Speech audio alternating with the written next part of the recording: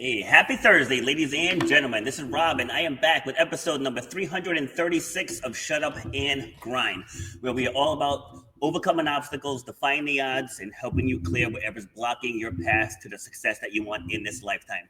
So if you're new to the show, I bring guests on from all over the world, had them from 6 of the 7 continents. We have listeners in almost 70 countries, and it's all about inspiring you, right? Because everybody struggles with something at some point. And the power in the story is sharing how people are able to get through those hardships. And it could be something just leaving a career after a long time. It could be getting divorced after a long time. It could be losing someone, losing a child, losing a parent. It's like there's so many different levels of pain and trauma, PTSD, veterans serving in war and losing friends and getting injured. Like there's so many things that people go through, but we're talking about how did you get through it? All right. So helping me have that conversation today, we're going to talk with Zulma Williams. She's a certified master accelerated resolution therapy practitioner. That's a mouthful. She'll help us unpack that. She offers innovative mental health solutions to her clients, known for her unconventional and unapologetic approach to therapy. I love that. And Zulma's breaking the mold of traditional sessions, helping clients feel heard and understood. So Zulma, welcome to the show. Thank you. Thank you for having me. It's such a pleasure to be here. Awesome. So where are you joining me from? I am currently in Henderson, Nevada, which is Henderson. a I've been few there. miles from the strip where all the casinos are. Yes. Yeah, I visited a gym out there in Henderson the last time I went to Las Vegas. Okay. Yeah, because I was down there for a fitness summit, and the guy's gym he hosted I believe it was a kettlebell workshop there for us. So I am actually familiar with the area. But Yeah. you Well, were see, but you were there's born in more. There are more to casinos than people that think. is that is true.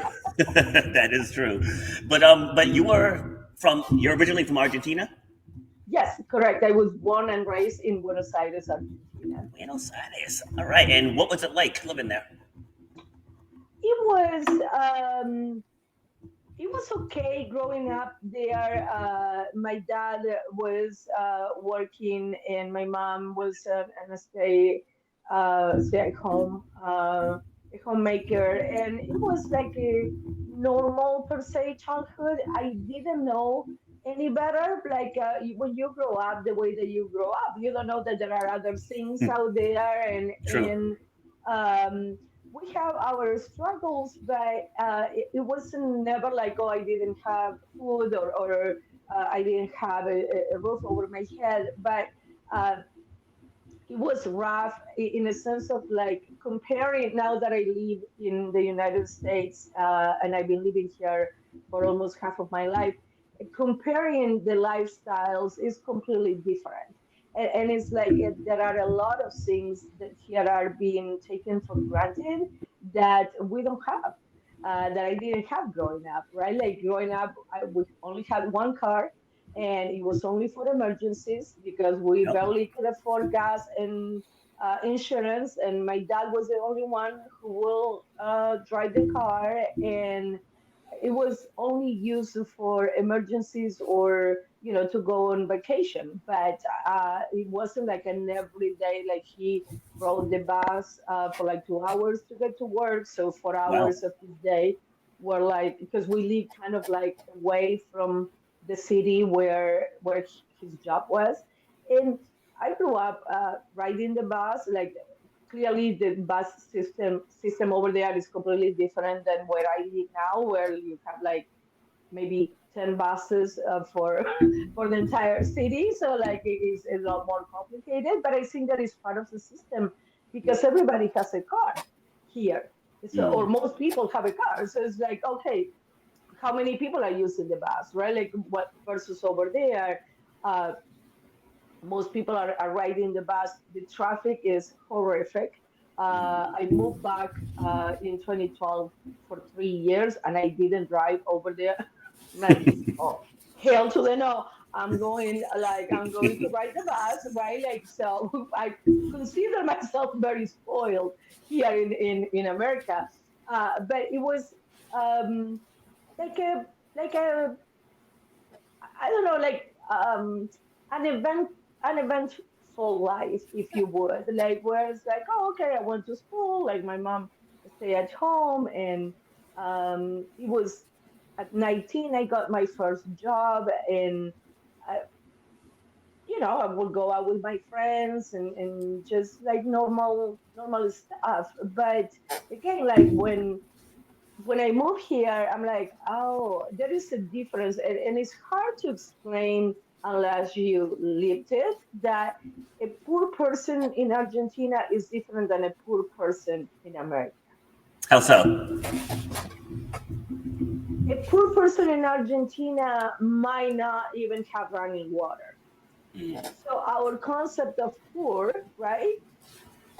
Uh, Without going to the extreme of being homeless, Yes. our concept of poor is that you still might have a place to live in the services, and you may have a phone, and you might have a part-time job.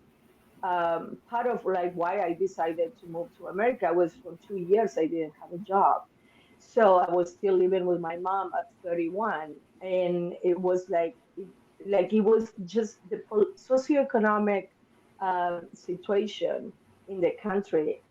And it continues to be like that. So it's like, oh, okay, like like I see that it will take generations to change the corruption at the higher level of government and all those things. But I was like, oh my God, like it has to be something different out there than just work so hard to just survive.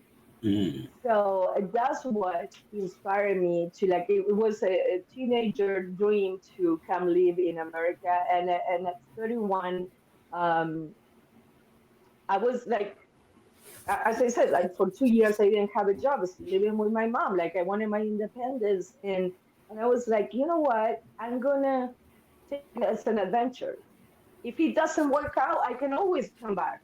And like I already have this. But when you have nothing to lose. Mm. So moving to America became an adventure, right? Okay, so let me pause you there. All right, so moving to all right, so but before you move to America, how would you describe yourself to that point?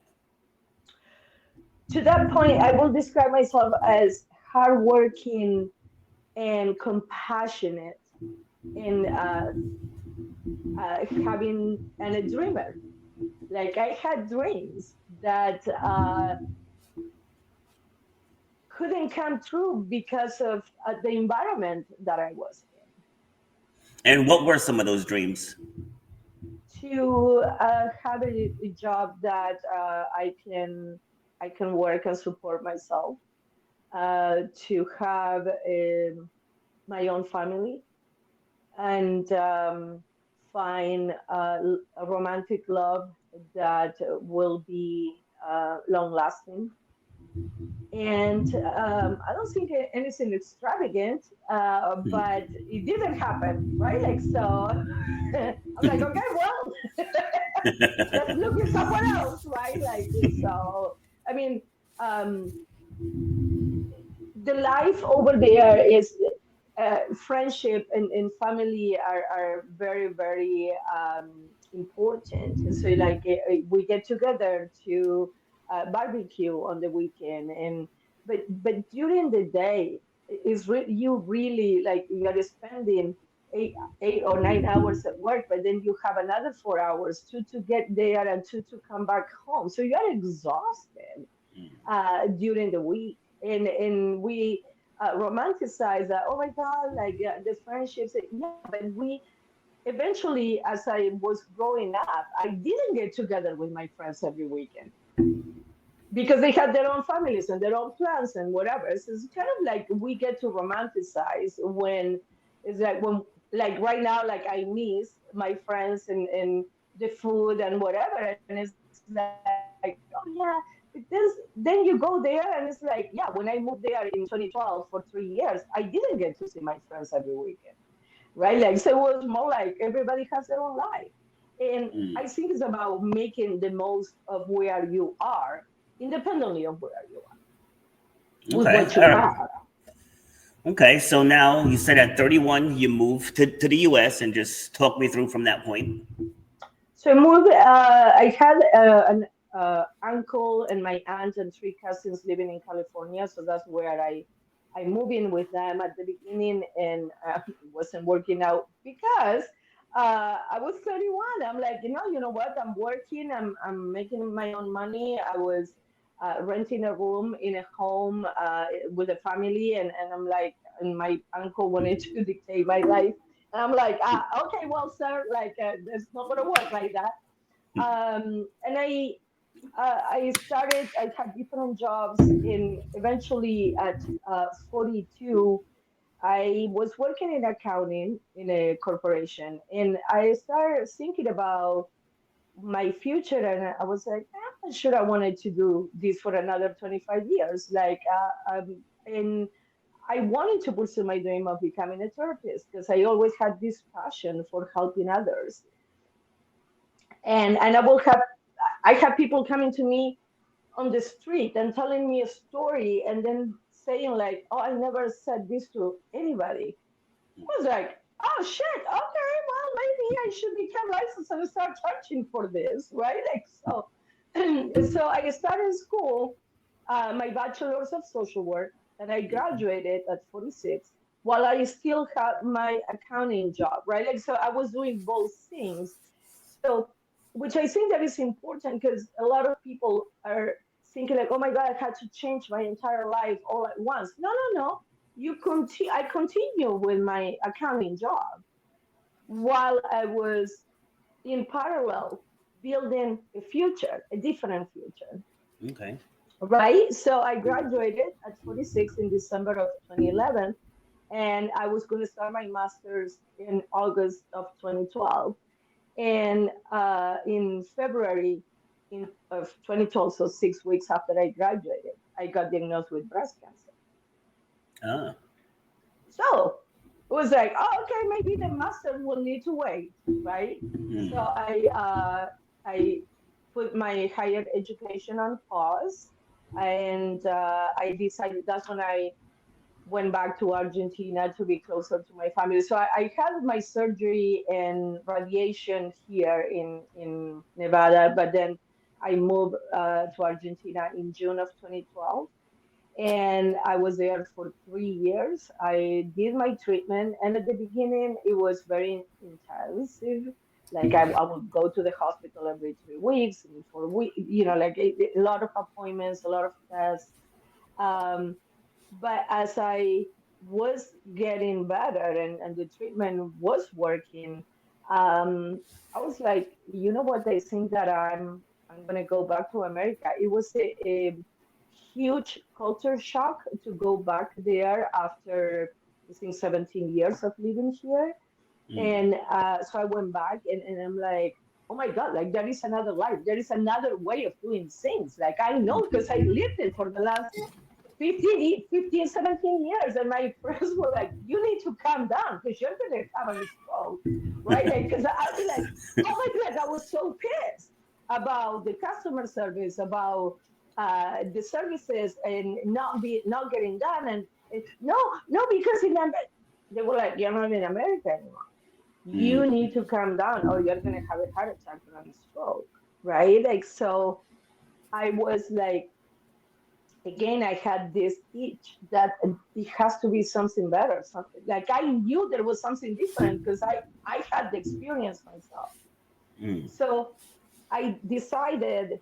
So the way that I was receiving treatment in a public hospital in Buenos Aires, so the way that the system worked at that hospital is like I have appointments 3 months in advance, right? So I decided that I was going to come back to America to celebrate my 50th birthday and in February, but I still had appointments up until the end of April. So I Mm. got my ticket for May. My birthday is in June. And I was praying and asking God for a sign. Well, be careful what you ask for because you might get it, right? Oh boy. So at the University of Nevada, Las Vegas, that's what I had my bachelor, where I graduated with my bachelor's. You have an student email, right? Like, and it gets deactivated after, I think it's after 2 years that you are no longer a student, they deactivate that email. So I'm saying this because all the correspondence from the university will be through the student email. Well, I asked God for a sign, and I get an email from the university on my personal email. Okay. Hey, we have the Advanced Master of Social Work program back. Do you want to enroll? I was like, I asked for the sign. I got a banner, right? I was like, okay, yes, I want to enroll. Did all the paperwork from there because classes were starting in May. So Mhm. I got here, I think it was May 5th or 6th, and then classes started on the 20th or something like that. So Ah. I came back and I hit the ground running. Um, and I So was so like, before we move on, let's write down classes so you know where to pick back up.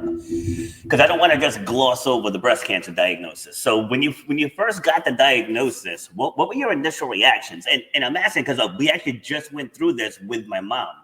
Like I think she had her last radiation a few weeks ago.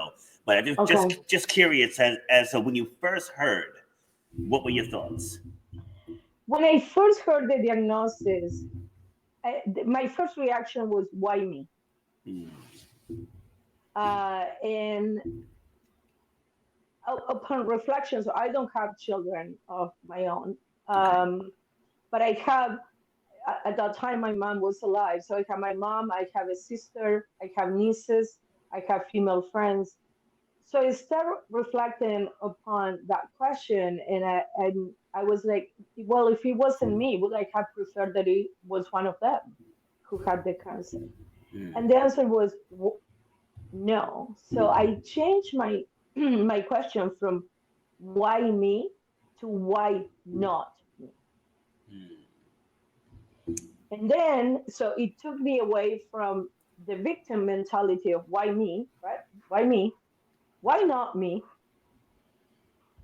And then when I changed the question to why not me, I made a decision. I could have sat in the corner and cry myself to death or get up and fight. And I didn't know if I was going to win the battle. Spoiler alert, 12 years later, I'm proud to say that I'm had 12 years cancer free. But at the Love time, it. I was, I decided that I was going to fight. And even if my treatment didn't work out, I was going to die fighting. So Absolutely. once I made that decision to fight, I've always been and continue to be a very active participant of my medical team. Like, you are the expert, but this is my body. Hmm. So I made a lot of research. I will ask questions. I refuse the very aggressive chemo treatment in Argentina, because when I asked why were they proposing that, I said, what is the percentage? Like, what are my chances with this treatment?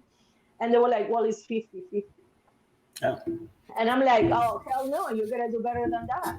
I'm not going to poison my entire body just in case that one cancer cell got lost. And no, like, you had to give me 80-20. And again, I'm not giving any medical advice. This is my experience and what Yes. I told the doctors, right? Like, don't, please, like, do your own research and find out what is better for you. But so, and going there from America, I'm like, I'll sign whatever you want me to sign. Like, like, I'm like, if you're worried that I'm gonna sue you if the cancer comes back, I'm not gonna sue you. Like, the hospital attorney got involved. I risk being kicked out because as a patient, because I'm not following the protocol. They're, like, but I'm like, what other options do I have? And we agree to a different treatment. It's a type of chemo, but not so aggressive. But it was for postmenopausal women. Well, I was 46, so I still had my period. So they put me on a medicine. So I was chemically induced into menopause so that I can do that treatment. Oh, okay. Okay, see that there are other options, like right, like we are talking, right? Like in my oncologist, she is a female, and she told me like if it was me, I will do it. And I said, yes, but with all due respect, it's not you. It's not you. Bingo. It's Exactly. me. I want to expand on something that you said, because that's what the premise of this show was based on. Because I was told I was never going to run a jump again back in 2009. And, the people who listen to the show, I tell the story all the time. So I just give you the brief version. I've done almost 200 races, since then. Right? Tell me I can. So right? Because I can. Right. Because just like you said, you're the expert, but I know my body. And that's pretty much what I told the doctor. I'm like, listen, your job is to sew me back together. My job is to heal. Like when you have surgery, right? The surgeons, they do what they do, but the body heals itself. You know what I mean? Like the body heals itself. So I was like, you do your thing, I'll do my thing, and then we'll see how this plays out. And we are a team, right? Yes. I mean, yes. This is your body that they are talking about. Mm-hmm. Exactly. Right? It's like we'll take it day by day. I was like, you can't go putting the diagnosis like that on somebody. Like at the time I was in my early 30s. I was still young. I was still pretty fit. I was like, if I was say 70 and sedentary, maybe, but I'm young and strong. It's like, there's no way you can put that on me at this stage of my life. And I just went through it, not with the, what if he's right? Or do I want to prove him wrong? I want to run and jump again. That's what my motivation was. Right? It had absolutely nothing to do with proving anybody right or wrong. So I want to get my body back, and I did everything that I could, everything that was available. And to your point, I always tell people, like, there's more than one doctor, right? Just because one doctor says something, that doesn't mean, to your point, there's not another avenue, Yes. And do your research, be informed, make an informed decision. So they were telling me like, oh, you don't want to do this chemo because of you're going to lose your hair. No, I don't want to do this chemo because you are poisoning my entire body. Just in case, you don't even know if I still have a cancer cell in there. So just in case, it's kind of like you are bombarding the entire house just to kill the mouse, and the mouse already left. Yeah. And you are poisoning me. I'm breathing this shit every day, and then the mouse is gone. Yeah. It has to be. So how I did my research, Google, right? Like, don't go to Google University, but inform yourself so that you can ask the right questions. Absolutely. Right? They're like, and they have the best, I believe doctors have the best intention at heart, but they are projecting their own limitations based on the statistics that they have. Yeah, you're not going to run again. Okay, thank you for the statistics, but I know my body and I know what I can do. And even if you, and I'm glad that you fully recovered and you ran 200 races, but even if you didn't, at least you were trying. Yes. Right? Absolutely. You didn't give up like, oh, okay, well, give me the wheelchair because I'm not, right? Like, no, you got up and you fought, right? Like, so we all have these challenges. I always said I had cancer. Cancer didn't have me. I like that. We can use that for any challenge, right? You have this challenge, but don't allow the challenge to have you. Yes. You See, are more along. than the challenge. I'm more Absolutely. than the cancer, right? Like the cancer is it was in one part of my body, but I Yep. have all the other all the other body. Like no, I am. So don't allow any challenge. It doesn't matter if it's medical or mental to own you. You are the CEO of your life. And this challenge is one part of who is sitting at the table making decisions, but you are the CEO. Ultimately, it is your decision. Yes, absolutely. Like when my mom first told me about her diagnosis, I could tell she kind of was like a little somber in the voice, and I could tell she was teary eyed, head kind of slouched down. And my first question was, what stage? She's like, oh, it's very early. I was like, oh, then pick your head up then, right? It's like you didn't find out that you have stage 4. Right? I'm like, why are you thinking worst case scenario when they caught it early? Right? I said, trust the process, go about your day the way you normally would. And right, if it gets to the point where it's stage 4, people have beaten stage 4 too. Yes. Right? I Yes. said, so, because like back to my knee, they said it was probably a 10% chance. I said, well, pencil me in because I'm in that 10%. So like that's how that's gonna be. It's like healing starts in the mind. So I tell them, like, Absolutely. I'm like, if you start defeating yourself now, that cancer is gonna spread. It's like you have to on go into it that when you have the surgery, they're gonna get it. She didn't need chemo, but she did go through 21 days of radiation. I said, yeah, you get up every day with the thought process that you already beat this. Like it's a wrap. It's not gonna get me. Then if it gets you, hey, cross that bridge when you get there. But it's like you got to go into Absolutely. right. Right. You got to go into every fight thinking you're gonna win. Absolutely. My the nurses and I told you a funny story about my radiation treatment. So I had the surgery here. I decided that I was going to move back to Argentina. So to take advantage of this time that I was still going to be here, which was about a month, they decided to do the chemo, the radiation, to take advantage of my time here, right? Like so, first time I go there, so they did a tattoo in between my breasts of a dot to guide the machine, whatever. So first day I got to get like all prep for the radiation, and I'm laying there and I have one guy on one side of the table and another guy on the other side of the table, and they were pulling the sheet underneath to like align what the machine, whatever. And I start laughing my ass off, right? So they were like, "Mom, are you okay?" I'm like, "I don't even remember the last time two guys were pulling the sheet from underneath."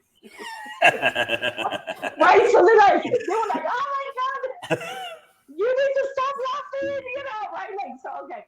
So they did whatever. I mean, it took for my radiation treatment. It took longer to get me into the position that what the radiation was, right? Like so okay, they did what they did, and they told me like, okay, tomorrow when you come, you're gonna get here and you change and you put the gown and you sit here and we're gonna come get you.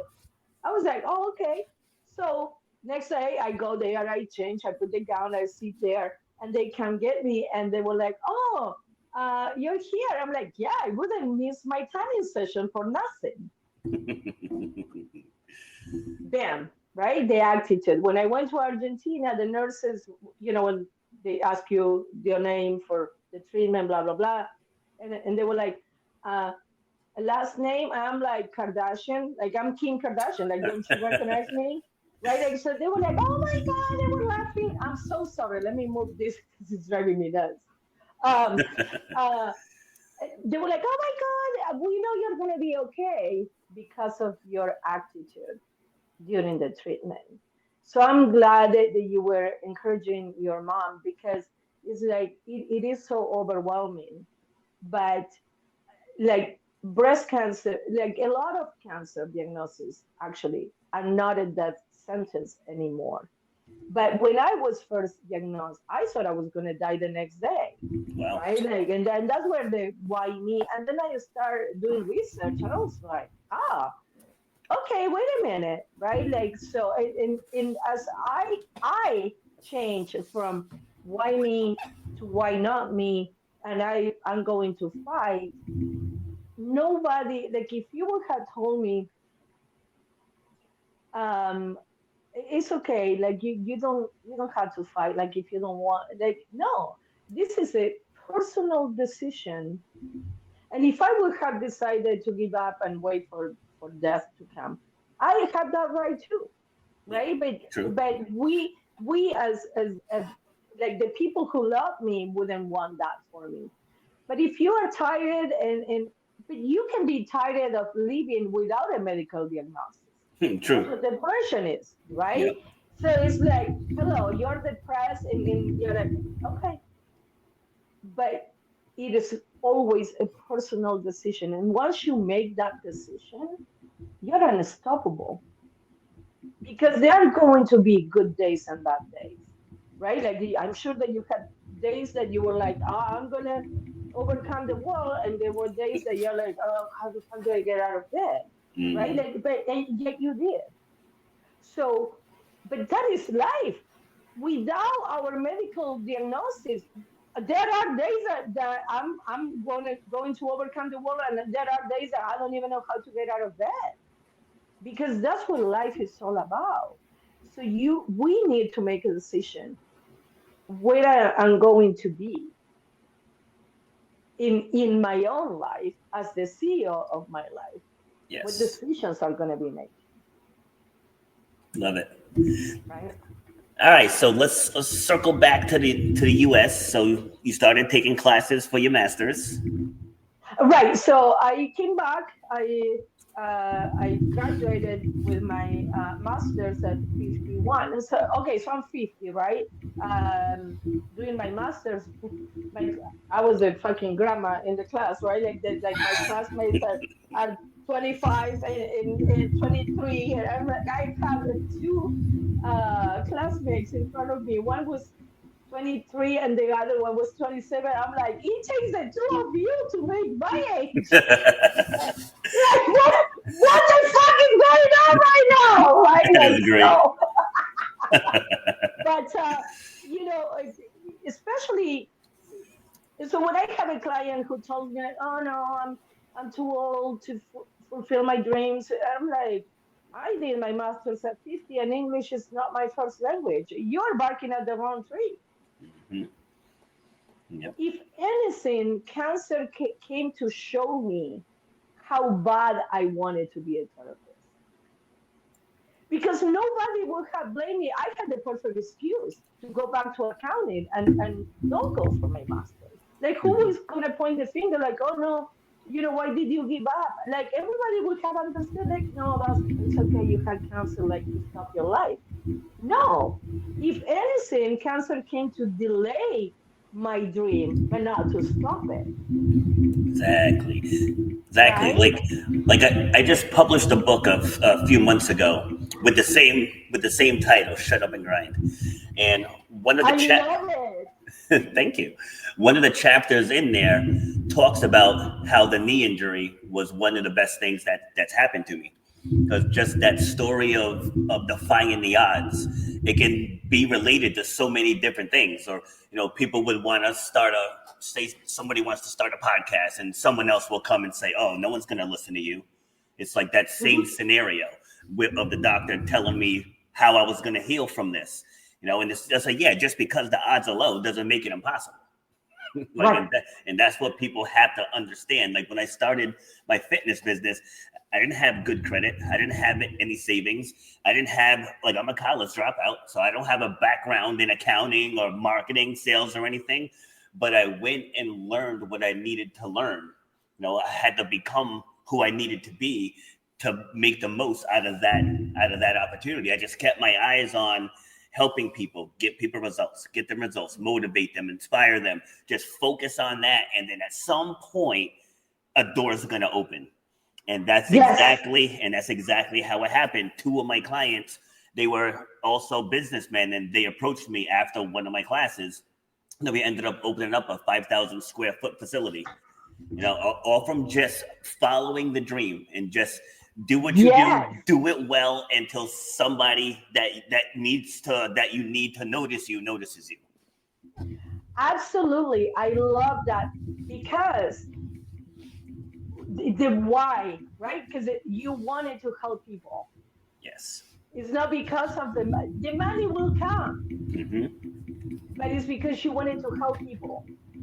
When people say like, "Oh, you're gonna do a podcast," nobody's gonna listen to that. It's a projection of their own limitations, not Yes, yours. absolutely. I agree. You don't start a podcast, that's fine. But let me do my shit.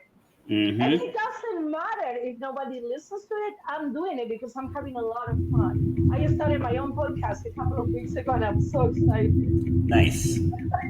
And I'm like, because I love being a guest, right? Because it's like, I know that having a podcast is a lot of work when you have guests. And after an episode, the host asked me like, "Do you have your own show?" And I said, "No." And he's like, "Why not?" I'm like, "Because I don't even know where to start." He's like, "Oh, I help you." And I said, "Well, yeah, right, whatever. I'm never gonna hear from him again." He did it. I was like, "Oh shit!" Right? And Wow.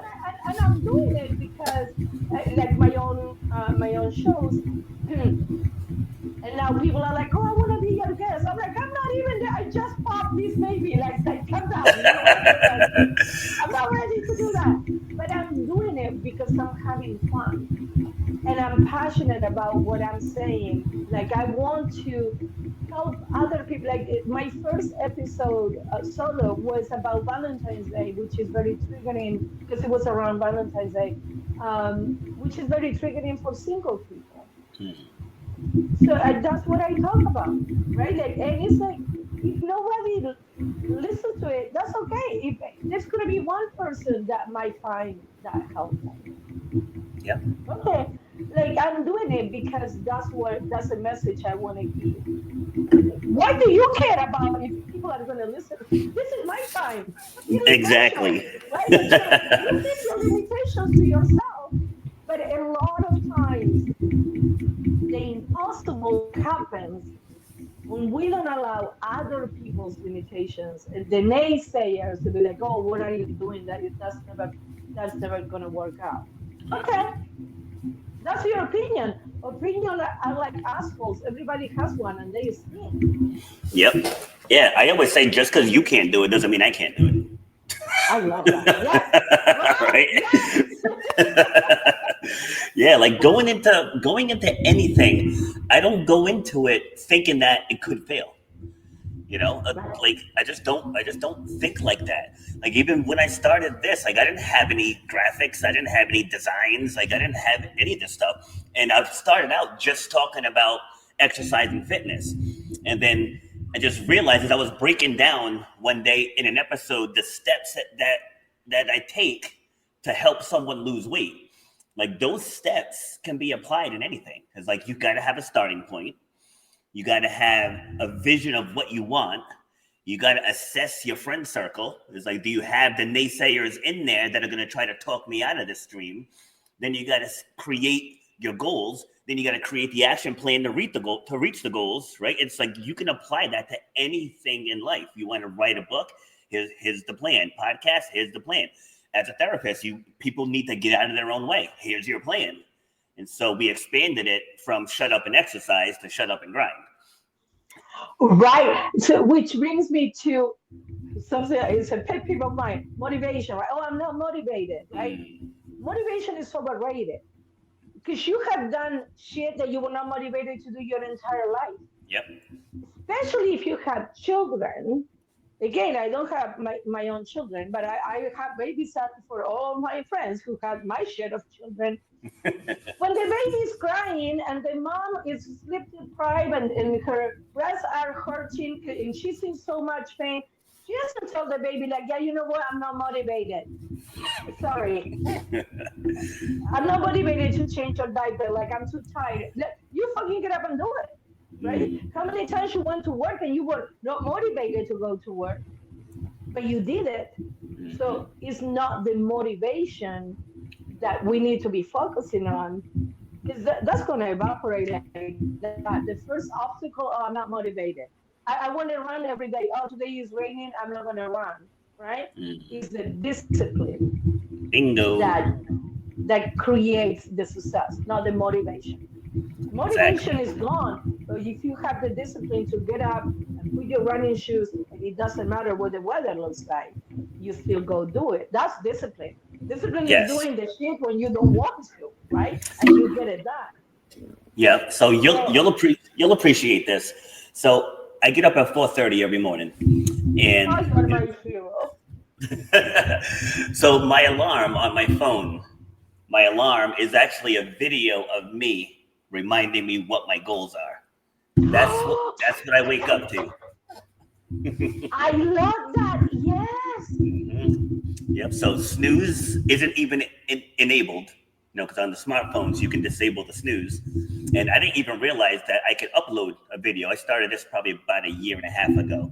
But yeah, so I just Right. made a video saying, "Get out of bed. You got lives to change. There's people depending on you. Let's go." That's what I wake up to every morning. Can I steal that idea for my clients? Absolutely. Yes. Absolutely. That's discipline. So that way, when that alarm goes off, it's reminding me that it's not about me. I have to show up for other people. And so I get up, I sit up immediately, turn on the light, drink some water to jump start the body again. So it's like Right. you got to put yourself in the position to basically. I always tell people, make it something bigger than you. Like if somebody wants to lose 20 pounds, it's like, why? It's like, who in your life can that inspire? So now it's bigger than just you fitting into a size 8 pair of jeans. Right now it's about Right. inspiring somebody else in your circle. So when that alarm goes off, it makes it easier for you to get out of bed, because you have to do this to inspire others. And the best way to inspire others is to lead by example. Yep.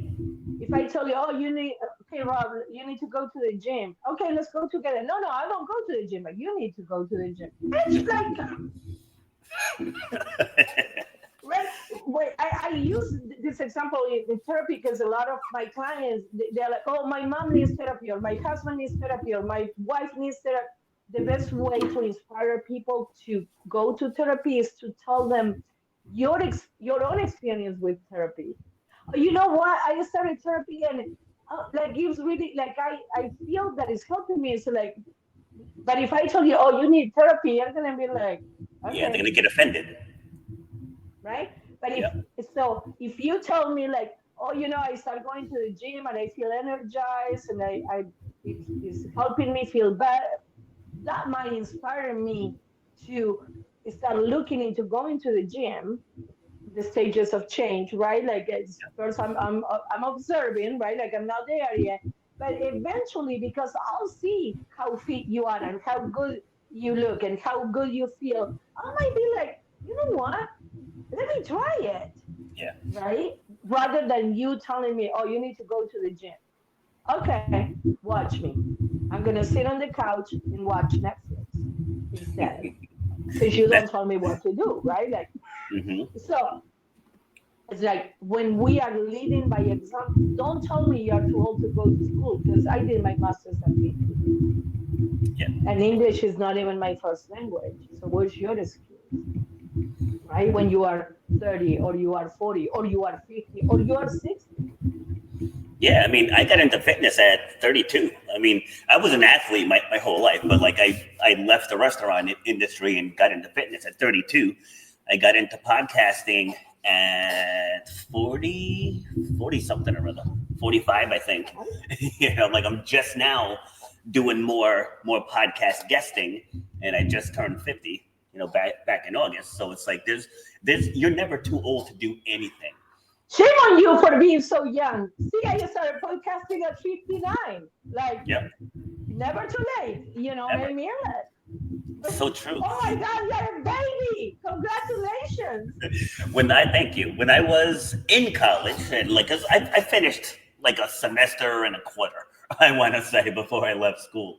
But there was a woman in my German class who was 81. See, so like literally, you can do whatever you want up until your time is. Absolutely.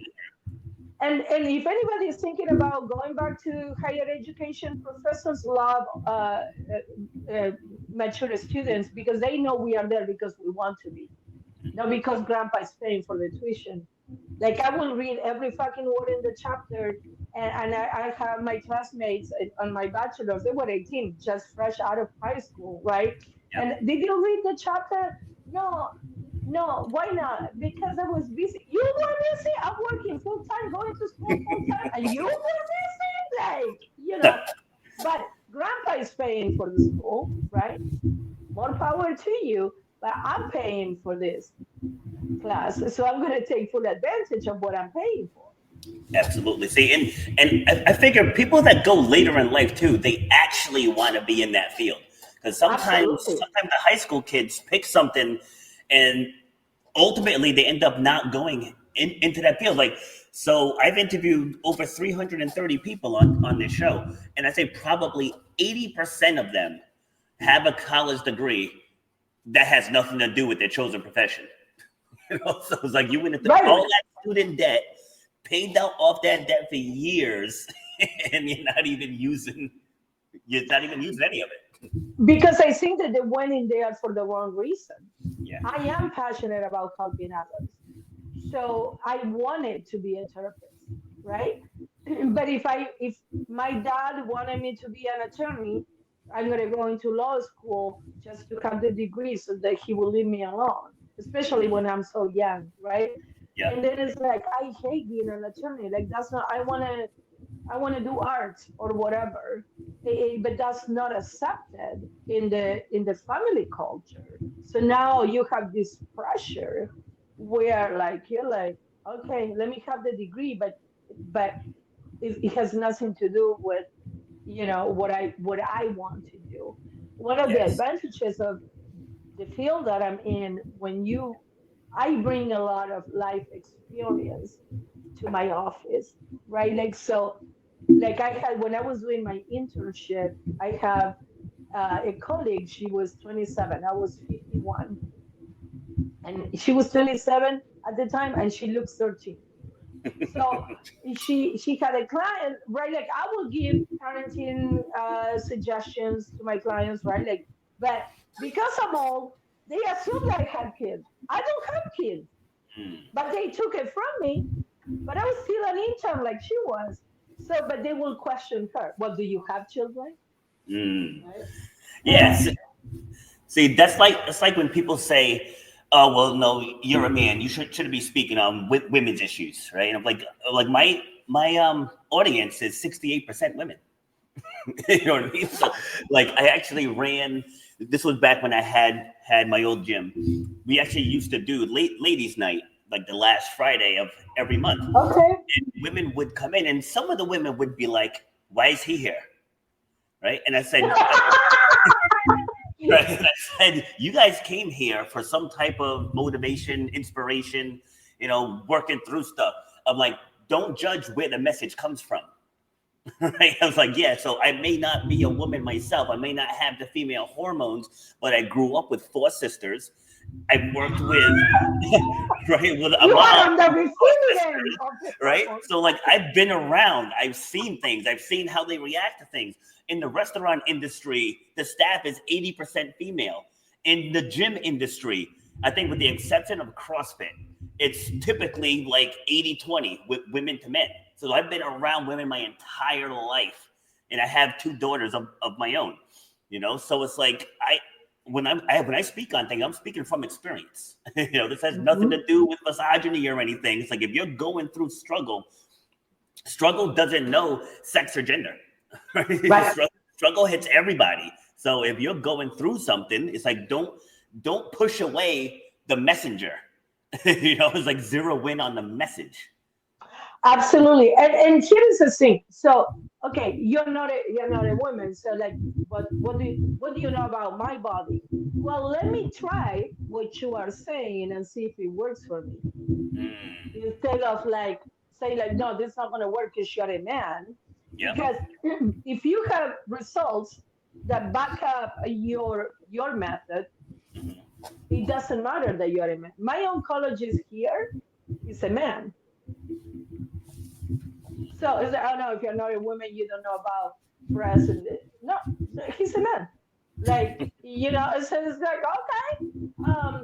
But the thing is that what you are, I want something from you, and when you are offering it, then it's like, oh no, because like you're a man or you don't know or whatever. And yeah, I think that is a lot easier for males to lose weight at a certain age than for women when they hit menopause and whatever. But I'm sure that when you develop your plan for me, that I'm 59, you are taking that into consideration, Absolutely.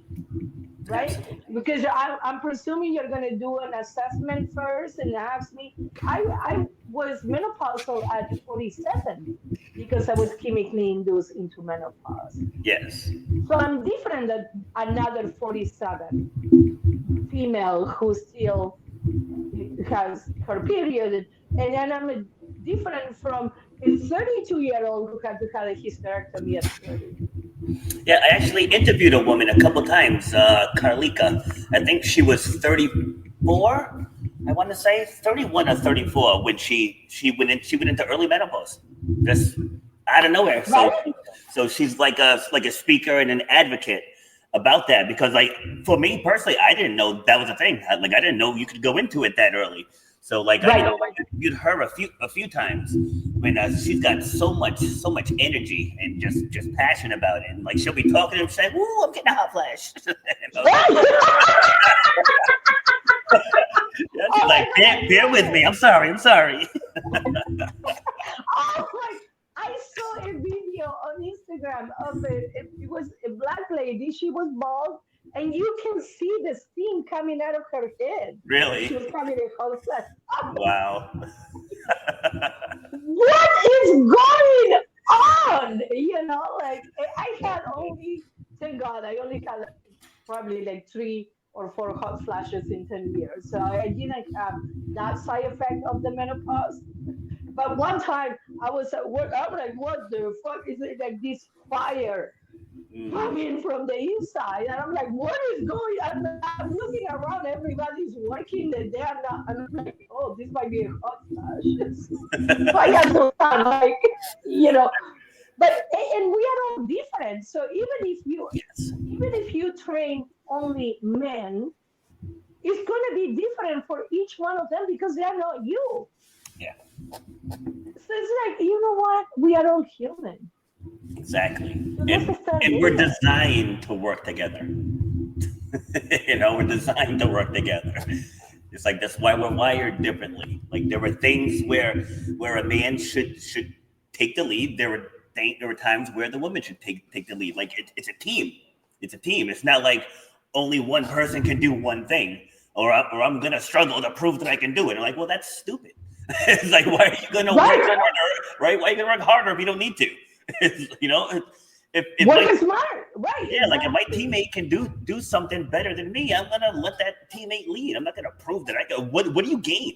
You know what I mean? It's like humble humility goes a long way.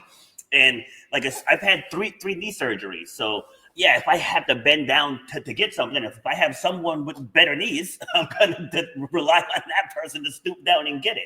It's like, what do I gain from saying, "Oh, I'm gonna prove how tough I am," and end Right. up putting myself into pain, and for what? Absolutely. My yoga teacher had surgery on both knees, Mhm. and like she was out of teaching for like more than a year. I think it was 14 months or 15 months. So now there are certain poses that she cannot do fully because like she's still like, I mean, and she's like, yeah, sorry, I cannot. I'm like, what are you apologizing for? I'm glad that you can walk and still teach. Like, I didn't have any surgery and I cannot fucking do it. You know what I mean? Like, so what's my excuse? Yeah. But it's like it's about. I think that that's where self confidence comes in because I don't have to prove nothing to nobody.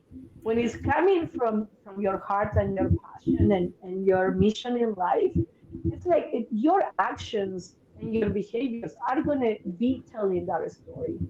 When I say no, I'm here to inspire others, but then I'm like not following, like not leading by example. Like Yeah. if I tell your mom, you can overcome this. If and she's like, yeah, okay, who the fuck are you? Well, I'm a fellow breast cancer survivor. So like, just take it one day at a time. Mhm. Oh, okay. She might be listening more attentively now because she's like, oh shit, like, okay, Yeah. 'Cause you've been you've through been it. through this, Yes. right? Yeah. Like, So so, go ahead. no, no, no. No, I was gonna say I interviewed a woman. She's a dementia advocate because I guess her dad had it, her mom had it, I think an uncle had it, a grandparent had it, and so like she lived around it. And so I said to her, I was like, why don't you start a podcast? And she's like, oh, it's like there's already thousands of podcasts out there. I said, yeah, but this it's like if I had to take someone who went from high school, went through college, and then went into the field. I said, I would take you over that person any day of the week. It was like, because Yeah. you lived with it. You got to see firsthand every single day the effects of this illness. I said, so like you're gonna grow an audience just from having that experience, just like with the stuff I've been through with the knee surgery, I donated a kidney to my sister. I watched my father die. I watched my sister nearly die. Like she defied her own odds. She had a brain aneurysm burst in Oh my 2016, God. and the doctors told us that it's 20% chance survival, and that was in 2016, and we're in 2025. So it's like I'm Wow. surrounded by people who have defied the odds. Again, watching my father die, I felt that grief.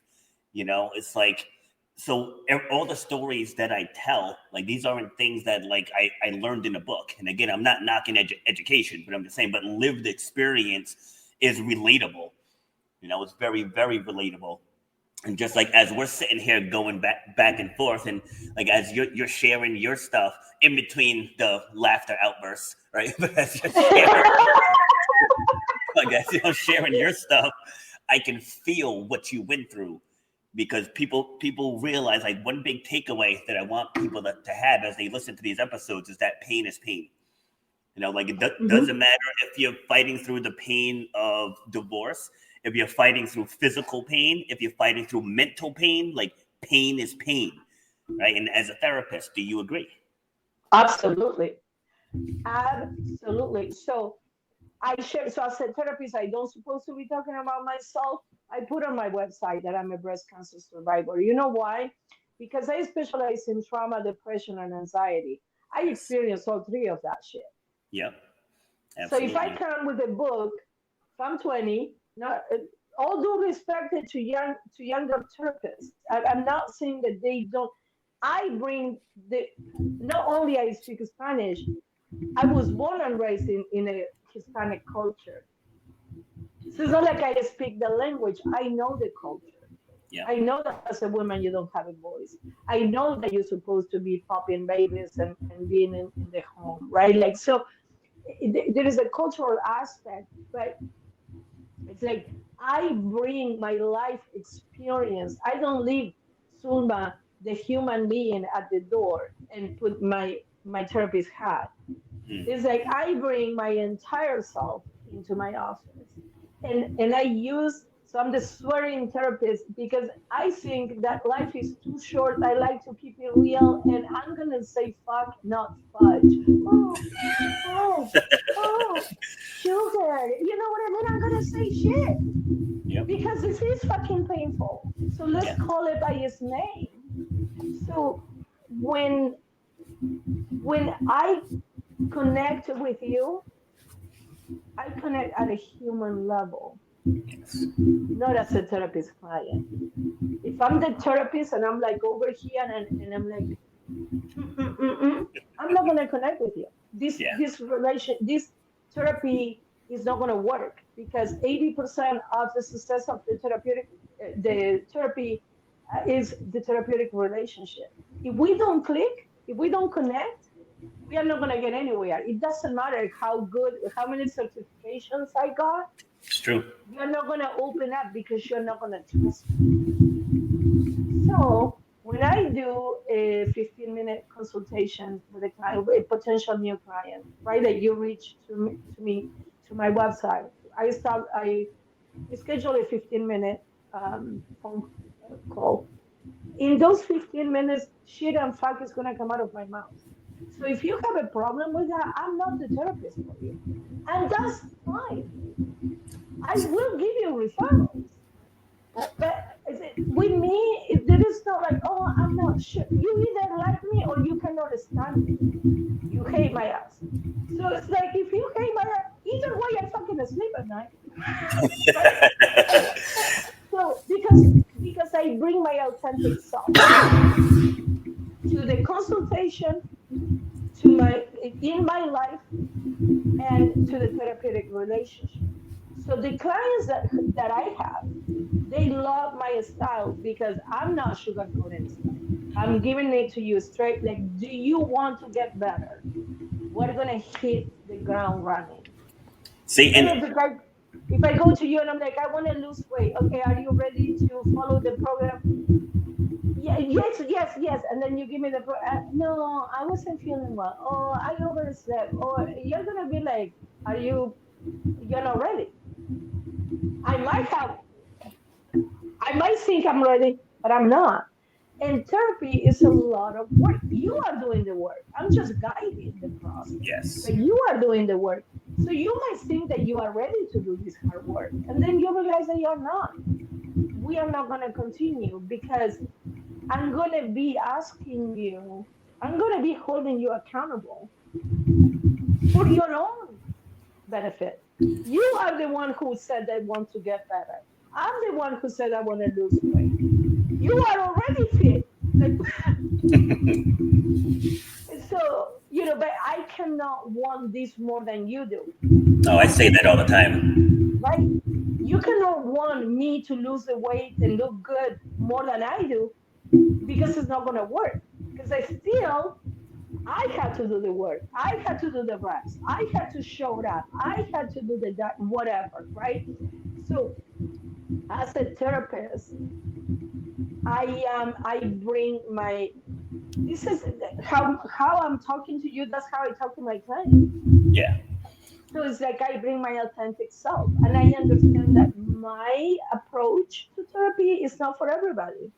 That's See, fine. I don't want to be everybody's fucking therapist. I want to be a therapist to whomever is a good fit. yeah, see, I'm glad you brought that up because authenticity is everything. Like I had a speaker coach tell me a while back that I shouldn't be showing up in a tank top, right? And I was like, yeah, but this is who I am. It's like I'm an athlete and I'm a fitness coach. Like I don't go walking around. I don't go walking around wearing 3-piece suits, right? And so it's like when I speak on other people's platforms, I make sure they're okay with that because it's your platform. If you want someone dressed up, cool, but you're not getting me. So Exactly. right, and your audience is gonna miss out on my powerful stories because you're worried about how I look. Like not one host has ever said, I wish you didn't have that shirt on. Doesn't Right. happen. So I asked you before we started recording, can I cuss? And you were like, be yourself. Yeah. Right? I am the swearing therapist. Because to me, keeping it like this is my way of keeping it real. Mm-hmm. So it's like, and I do appreciate like one time I had it was a live show, and 2 minutes before we went live, the host said, I need to keep it clean. Because Oh boy. and I was like, oh Lord, like, please don't let me say it. Lord, don't let me say it. Don't let me say it. It was the longest 60 minutes of my life. I did it. I did it. Yeah. So I know that it can get done.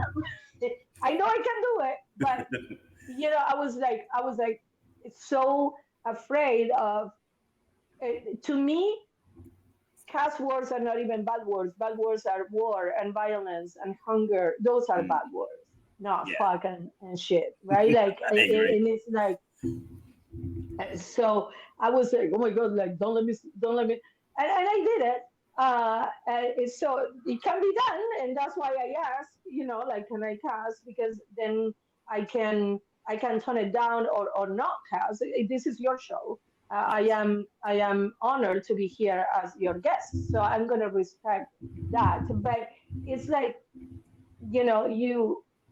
it's just a lot of work and energy to be someone who you are not. Yes. I'll do it in certain occasions, like if I'm, at a certain meeting at work with whatever. But I'm like, I need a fucking nap. It takes all the energy out of me. Like if I'm like, oh, I'm gonna throw up in my mouth. You know what I mean? Because that's not where I am. Like, See, but you're going to attract the right people.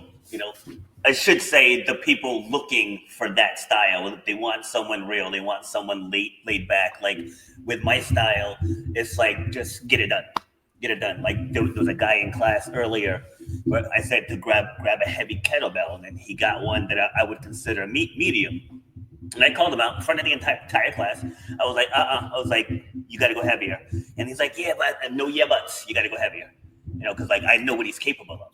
So it's like if right. it was a newer person, yeah, we'll err on the side of caution. But like I know all of their strengths, all the weaknesses, all the injuries. I know all of that stuff. So it's like I'll never push someone to something that they can't do, but I'm not going to let them underachieve either. And then to your point, not everyone likes that push. Some people want to come in and just do their own thing. Cool. Like then go to Planet Fitness. You can do whatever you want to there. You know, but like if you come here, you're coming here for a reason, right? Exactly. And that's why I said I'll give you referrals. I'm glad that you want to do therapy. I think that we all should be in therapy. So I'm glad that you took that step. It doesn't have to be with me. Yep. So here are referrals. If they don't call you back, call me again and I'll give you more. Right? Like I want you to get the help that you need. Yes. And if I'm pushing you again, like if I want this more than you do, it's not gonna work out. Thanks. So let's save you your time and money and get with someone who can help you. Like I don't do personality disorders, I don't do substance abuse, I don't do mood disorders. So let's get you the like if you have heart issues, don't go to a gastroenterologist, go to a cardiologist. That's gonna help you better. Facts. And if you cannot poop, don't go to the cardiologist, right? So true. All right, so we're at about an hour and change here. So, Oh shit! Okay. hey, that means the conversation was good. That's what that means. Yeah. At the end of one of my last episodes, the person was like, "Oh, so how did I do?" I'm like, "We went 57 minutes." I said, "So if I cut you off at like 30, then you know it wasn't going well." That's the secret. So, Okay, 10 minutes, we are done. Right. yeah, okay, we're gonna wind this down now. But I've only had out of the 300 plus episodes, I've only had maybe 3 that I kind of wound it down a little early. A little bit Are you early. saying I'm not a special? Oh man. It's All right, been so a lot of fun. Thank you. I enjoy awesome. our conversation so much. Good. All right, well, give us some final words and let people know where they can get in touch with you. So I like to close with this. If you woke up today, that means that your mission in life has not been completed. So keep pushing through one day at a time. And if one day is too long, keep pushing through 1 hour at a time. And if 1 hour is too long, keep pushing through 15 minutes at a time. And 15 minutes at a time, when you are done with those 15 minutes, you do another 15. 4 of those are going to make 1 hour, and 24 of those are going to make one day. I didn't achieved 12 years of being cancer free overnight. It was one treatment at a time, one day at a time, and sometimes 1 hour at a time. So you woke up today, push through whatever it is that you need to be pushing through, and just keep doing what you're doing 15 minutes at a time. People can reach me at Dragonfly Therapy Services.net or follow my Instagram at the Swearing Therapist. I'll have videos over there about mental health, and I sweat a lot too on those videos. But I just like to, like, sometimes I'm thinking of something and I turn the camera on and I post it on Instagram. So that's what I like to share with everyone. Love it. Well, thank you very much for taking the time to share. This was a fabulous and fun conversation, and I'm sure we'll cross paths again soon. Okay, I hope so. Thank you. All right. Thank you for having me. You're welcome. Take care. You've been listening to Shut Up and Grind. We hope you've gotten some useful and practical information from this show. Robert has over 20 years experience pouring his knowledge and expertise at many events in the service and fitness industry, as well as secondary schools and universities. He has a true passion for helping others break through the barriers that are holding them back. To book Robert B. Foster to speak or to reach out, go to robertbfoster.com. Till next time, shut up and grind.